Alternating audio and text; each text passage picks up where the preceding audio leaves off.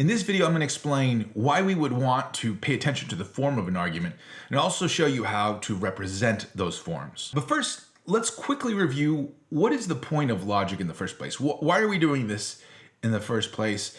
And remember, one of the things that we were interested in was that we might have a proposition, a claim about reality, and we want to know whether or not it's true. And there could be multiple ways of determining this. But one possibility is that we know of a different set of propositions. And those propositions force, if they are true, force our proposition to be true. That means it has to be true. And those propositions we would call the premises, and the proposition that we're interested in we'll call the conclusion. And we said it was necessary truth preserving, NTP. If the premises being true guarantees the truth of the conclusion, that's necessary truth preserving. And we can use that argument to establish the truth value of our conclusion here. Now, there are a number of ways that an argument can be necessary truth preserving. One of the ways is that the premises and the conclusion might just be structured in such a way that given the premises being true, the conclusion has to be true. And that's really what we're interested in logic. We want to know, is it that the form of the argument guarantees that if my premises are true, the conclusion must also be true? And remember, we said that that was an argument being valid. An argument is valid if it's necessary truth preserving by virtue of its form alone. Now, what would it look like for the form of an argument to guarantee that that argument preserves truth, that it's NTP, necessary truth preserving? Well, imagine an argument that you might see in math. This isn't one that I actually found in a math book. This is an arbitrary, just slapping together of properties. But imagine you saw something like the following. If set P has an even number or set Q has an odd number, then set R does not have any irrational numbers. But set R has an irrational number, therefore set Q does not have an odd number. Now, is that a valid argument or not? Now, maybe that's very obvious for you, but for me, when things start to get technical like that, and things start to go off into space. I started having a hard time keeping track of all the things. So let me give you another argument that has something in common with this argument, namely its form. Let's say you're deathly allergic to gluten and lactose, and I give you the following argument. If you eat gluten or you drink milk, then you will not live. But you're alive, therefore you didn't drink milk. Now, that argument to me is a lot more intuitive. I can sort of see that it's a valid argument. You know, this is a way that we would normally we would reason. So when I look at this argument, I might wonder, well, what exactly is it that makes it valid? Let's look at the structure of this argument, the form of this argument. Well, we could symbolize you eat gluten as G, you drink milk as M, and you live as L. And then looking at the form of this argument, we could symbolize it as if G or M, then not L, L, therefore not M. And interestingly, that's the exact same form of argument that we could see, or the exact same structure of argument we could see in the previous argument. So let's say we have set P has an even number as P, set Q has an odd number as Q, and set R has an irrational number as R. And then we would have if P or Q, then not R, R, therefore not Q. So exact same form of argument. Now we could run a truth table to determine that our G, M, and L type argument is valid. And I'm not going to actually go through the truth table, but I'll show you on the screen here. And so it's valid because you never have the premises true and the conclusion false. So we know if the premises are true, conclusion is going to have to be true. But notice, since these two arguments are structured the same, since they have their instances of the same form, I can actually just substitute out letters here.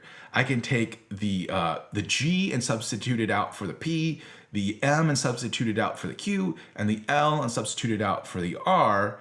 And really my truth table is going to look identical. So we can see here that if we have two arguments that are both instances of the same argument form, and one of those in that argument form is shown to be valid, then the other one's going to have to be valid too, because the truth table is just moving around a few letters and we have the exact same truth table. So why would we go about studying the forms of arguments in the first place? Well, because even though the gluten and milk and lives argument might seem super obvious, our other argument here about numbers isn't quite so obvious, but we can determine that it is a valid argument just by paying attention to the argument form. But before we can look at argument forms, before we can start studying those, first we're going to have to figure out, how do we determine what is the form of just like a single proposition by itself?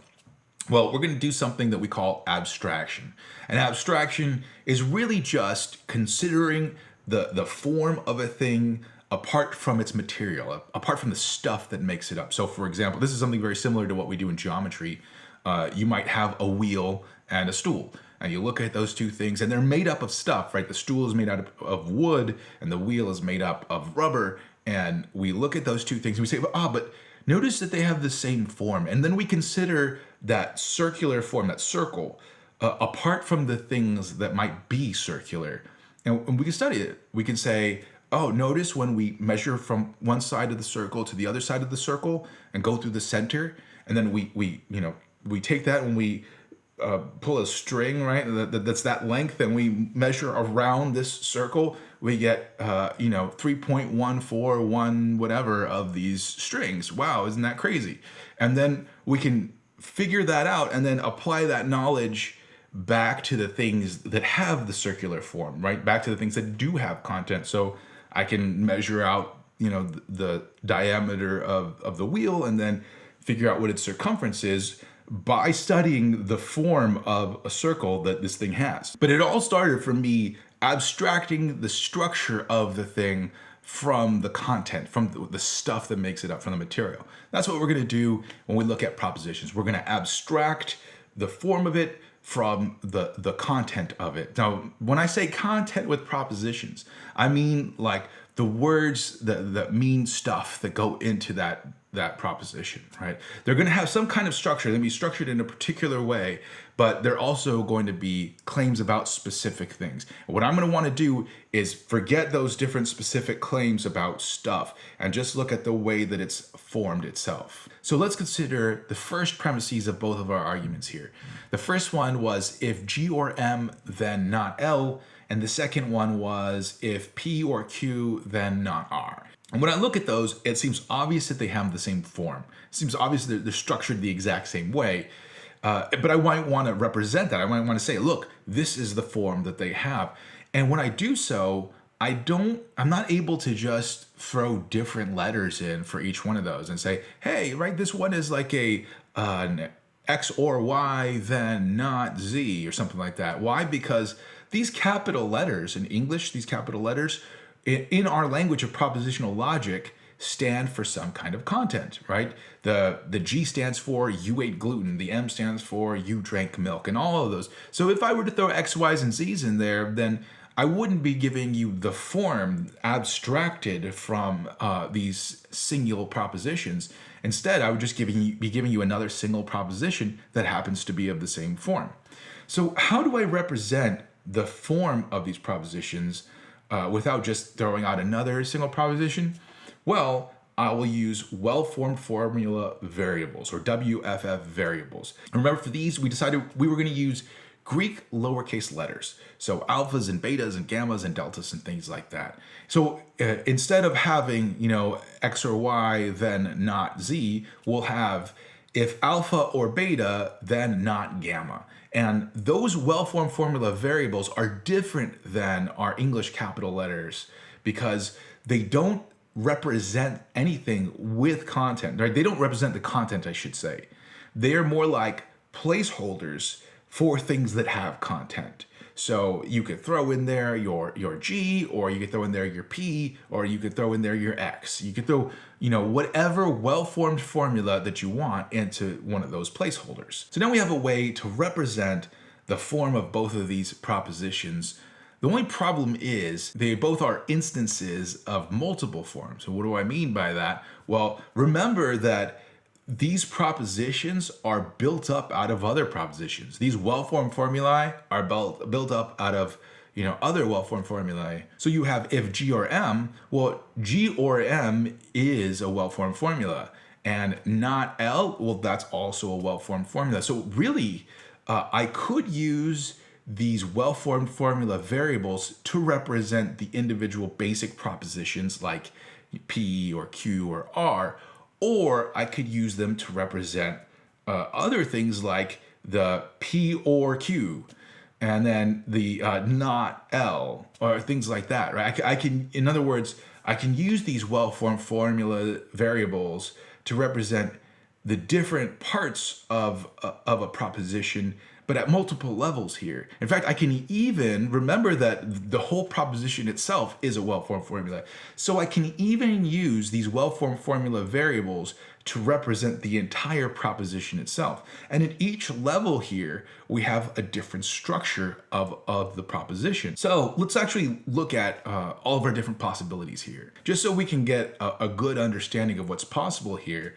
The first thing we could do is just substitute those well-formed formula variables for each basic proposition here. So when you have the P or Q, then not R, I could take out the P, put it in alpha, take out the Q, put in a beta, take out the R, and put in a delta, or a gamma, excuse me, and then you'd have if alpha or beta, then not gamma. And that's like, stage 0. That's like the first stage here. And then I can actually look at the different well-formed formulas that arise at the next level. So one would be the disjunction there. So I could just use the alpha and put that in the place of just that disjunction. So if alpha, then not beta. And maybe you notice, like, I'm not saying that not gamma there anymore. It doesn't really matter. I mean, you can put whatever Greek letter you want there. It's just that I like to go in alphabetical order, but yeah, if you wanted to keep it not gamma, feel free. And then instead, we could leave that disjunction there and just take out the negation. So I could say if alpha or beta, then gamma. And notice what gamma is doing here is we're allowing a place for putting stuff like not L's or not R's in there. But we're not representing that. We're representing that structure there as sort of, he calls it black boxing in the, Smith calls it black boxing in the text. And by black boxing, he just means like, we're not worried about how the mechanics of whatever it is in there go, right? We're just letting just like a placeholder for that thing, right? So we're putting a black box and we can't see inside of it, and we're just, whatever goes on in there goes on in there. And then keeping at that stage, we could actually take out both of those constructions, the disjunction and the negation, and just have if alpha, then beta, right? And now all we have is a conditional. And then we could take it to the final stage here, and we could represent the entire proposition itself. The entire proposition itself is a well-formed formula. So I could say it also has this structure, just alpha. And alpha is like the ultimate black box, right? We have no idea. And any proposition whatsoever can be we can say has this structure, that it is a well-formed formula. So that's going to be important in going forward when we're looking at the form ultimately of arguments, but right now of propositions. We'll call this just reminder 1. Reminder 1 is this, that well-formed formula variables, these Greek letters here, can stand for any kind of well-formed formula, including complex propositions, including complex well-formed formulae. So they could just stand for like simple propositions like A, or they can stand for more complex ones like A and B. They can even go so far as to stand for the entire proposition that you're considering itself. And again, it's important to remember what we're doing here. We're not just trying to think of some new fun ways to symbolize stuff, right? We just didn't want to just learn the Greek alphabet here. But instead, what we're looking at is different structures within a proposition. And that's what we're representing here. And that's going to be important to remember for our next little topic here. Consider the proposition, if A, then A. Now, A can stand for, I don't know, aardvarks eat apples. So if aardvarks eat apples, then aardvarks eat apples. I don't know why you would claim that, but let's just say you did. And now we have a proposition that has a certain kind of structure, a certain form. And one, of course, we can always just say every proposition can be represented as an alpha, right? Like just the Greek letter just representing the entire proposition. But this one has a little more structure to it. So it has an if alpha, then alpha, where alpha is the A here. But interestingly enough, we can also do something different. We can also say that it has the structure if alpha, then beta, which is kind of weird. You might wonder, well, how are you allowed to do that, right? You have an if A then A, there's the same proposition, right? Same simple proposition there, and you're representing it with two different well-formed formula variables. Yeah, that's actually okay. These well-formed formula variables, again, are just placeholders. They're placeholders for propositions, for any kind of well-formed formula you want to throw in there. So you can put in an A for an alpha and an A for a beta if you like. If you like, you can think of it like an algebra where you could have x plus y, and x could equal 3 and y could equal 3. That's okay. These are just variables, and the variables stand for something, and they can be the same thing. You're just saying, I don't know what those things are. Whatever they are, just here's my placeholders. So if A then A has the structure of if alpha then alpha, but it also has the structure of if alpha then beta. And in that structure, alpha represents A and beta represents A, right? A is put into both of those placeholders. Now, of course, there is a difference between if A then A and if A then B. If A then A is an instance of the form if alpha then alpha and if alpha then beta. But if A then B is only an instance of the form if alpha then beta, not of if alpha then alpha. So the if A then A has a little bit more structure to it than the if A then B, in a way, I guess you could say. It's an instance of an additional propositional form than if A then B. In any case, let's call this reminder 2A. 2A because in the next video we'll talk about 2B, which is going to be like the second part of this reminder. Reminder 2A will be that two different well-formed formula variables can both represent the same proposition, the same well-formed formula. You could throw the same well-formed formula into the slots held by two different well-formed formula variables. That's okay. By the way, I'm not sure if you were worried about this, but if you thought that, well, okay, if alpha then alpha is a form, but what about if beta then beta? Is that a separate form or is that the same form? It's the same form. So you're just using different Greek letters to represent the same form of a proposition. So don't worry about that. In any case, let's go ahead and get into 5.1.1 exercises where you're given a few propositions and you're asked for 3 different ways to symbolize the structure of these propositions, to symbolize their form. So number 1 is that it's not the case that if R then Q.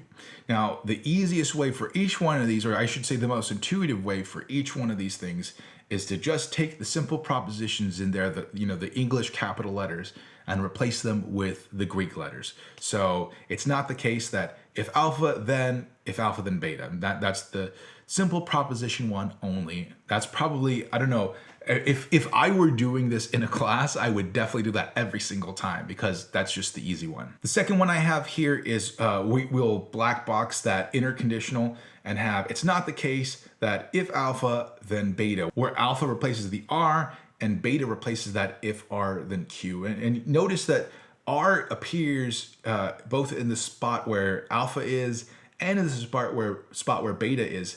That's okay. In beta, we're actually just ignoring that structure there to look at a more general structure. So it doesn't matter what's inside of beta there. As long as it's a well-formed formula, you put the beta there and get rid of that and you have a placeholder there for it.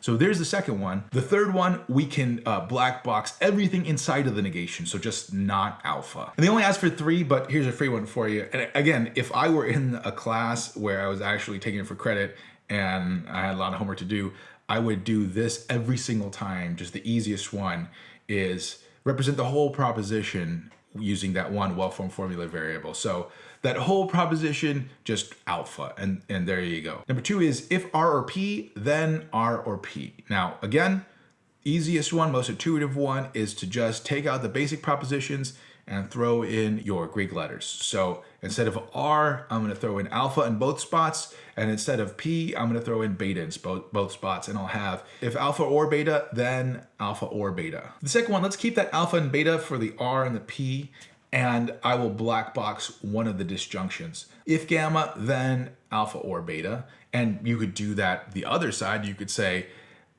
if alpha or beta, then gamma, either way. Another interesting one you could do, notice it's R or P in the antecedent and in the consequent.